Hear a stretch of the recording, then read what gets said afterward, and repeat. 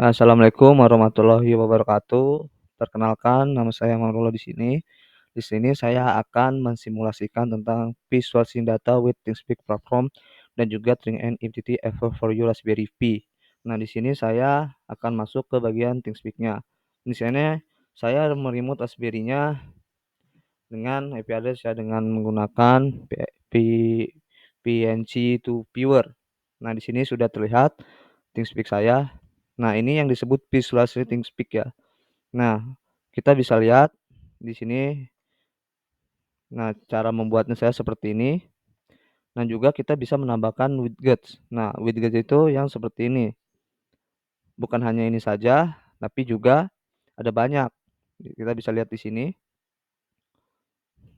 Nah, di sini kan kita lihat ada widgets, numeric display, live indicator dan juga imaging display. Nah, saya di sini akan masuk ke terminalnya untuk mengoding Raspberry-nya. Yang pertama saya buka POT. Ini tergantung dari folder-folder kalian ya nyimpennya di mana. ID. Oke, saya tarik biar lebih gede lagi. Karena saya nyimpen foldernya terlalu banyak ya. Terus CD chapter 13. Chapter 13.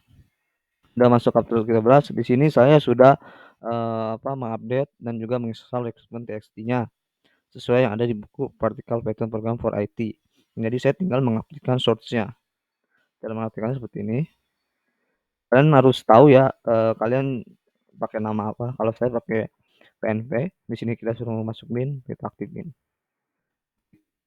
Nah, sebelum kita menjalankan perintahnya, perintah Raspberry, nah saya ingin Anda melihat di sini.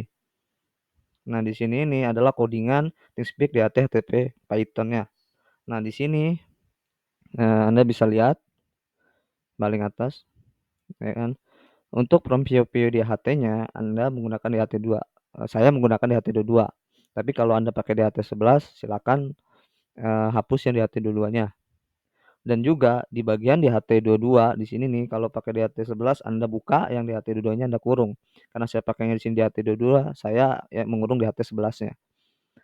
Nah, kemudian Anda masukkan AVK yang ada di ThinkSpeak-nya. Nah, untuk time zone-nya sesuaikan dengan yang ada di Raspberry kalian agar nyambung. Kenapa? Karena kalau tidak sesuai dengan time zone-nya, Raspberry-nya tidak akan nyambung. Nah, karena saya sudah mengubah Raspberry saya menjadi tempat tinggal saya di Jakarta dan benuanya Asia, jadi saya menggunakan ini. Tapi lebih baik masih pakai bawaan ya yang Australia Melbourne. Itu bawaannya. Kalau Anda masih pakai Raspberry bawaan, nah alamatnya atau time zone-nya itu akan seperti itu. Kita lihat di sini. Nah, nanti dia akan memunculkan HTTPS IP ThinkSpeak job update JSON-nya. Nah, untuk interval second-nya saya kali 1 ya biar cepat jadi 60 kali 1. Nah, sudah seperti ini. Mari kita jalankan. Apakah dia kebaca di ThinkSpeak-nya atau tidak? Di sini saya mana ya? Nah, ini sini Python ThinkSpeak DHT Py. Kita jalankan, kita tunggu sampai dia membaca suhunya. Sudah membaca suhu, mari kita buka ke ThinkSpeak-nya.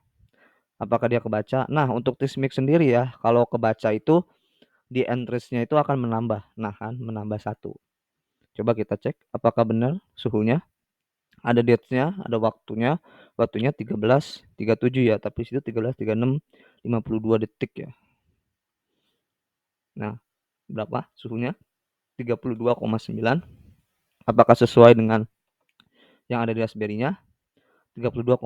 Nah, ini Raspberry-nya masuk. Oke. Kita clear. Kita Ctrl C, kita close. Oke, kita buy. Nah, di sini kita akan masuk ke MQTT seperti yang saya awal bilang. Saya di sini akan pakai HTTP. Ini kita pakai HTTP.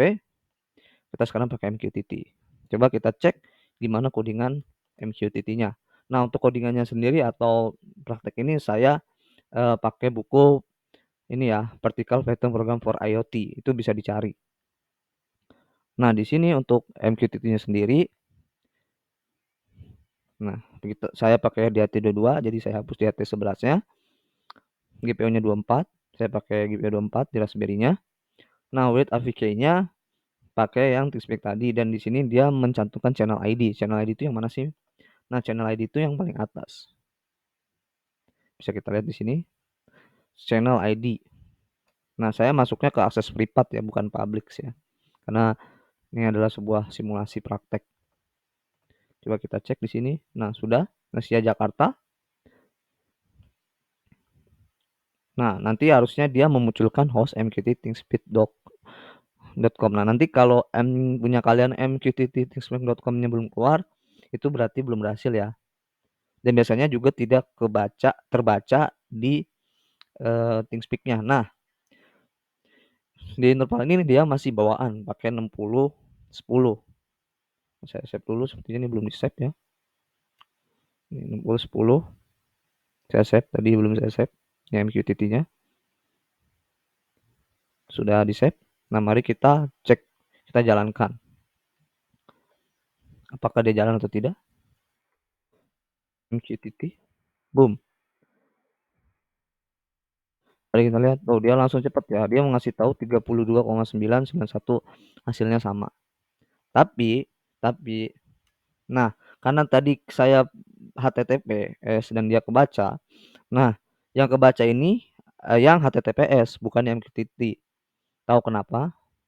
Karena entrance-nya itu masih satu. Harusnya kalau MQTT masuk, entrance-nya jadi dua. Nah, ini kan entrance satu. Coba kita refresh. Apakah dia masuk? Kalau di refresh dia belum masuk, berarti gagal. Kita tunggu. Dia masih, ya, tidak masuk ya. Di sini MQTT-nya gagal. Kita lihat MQTT-nya gagal dah. Nah, ini MQTT yang ini adalah historical yang HTTP. Nah, terus gimana sih biar ya udahlah ini yang MQTT-nya dulu gitu loh. Biar percaya atau tidak gitu. Nah, kita ke channel setting di sini, kita cek. Nah, channel settingnya. Nah, kita clear. Aduh, mana nih? Kok nggak mau ke bawah? Nah, bukan clear channel ya. Oh ya, clear channel. Clear channel. Nah, clear channel ini untuk menghapus history yang ada gitu loh. History yang ada di ThinkSpeak-nya. Ya, agar ThinkSpeak-nya menjadi 0. Nah, agar kalian lebih percaya udah masuk atau tidak, kita mulai dari MQTT-nya. Banyak orang yang mulai dengan HTTP, dikira MQTT-nya masuk 0 ya. Padahal yang masuk adalah HTTP-nya.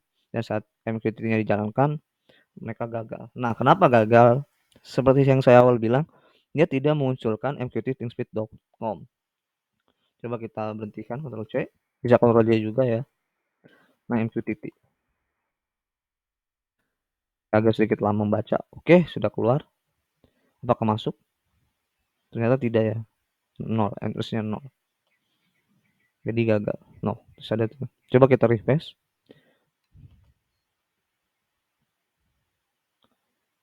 Ternyata tidak masuk. Oke.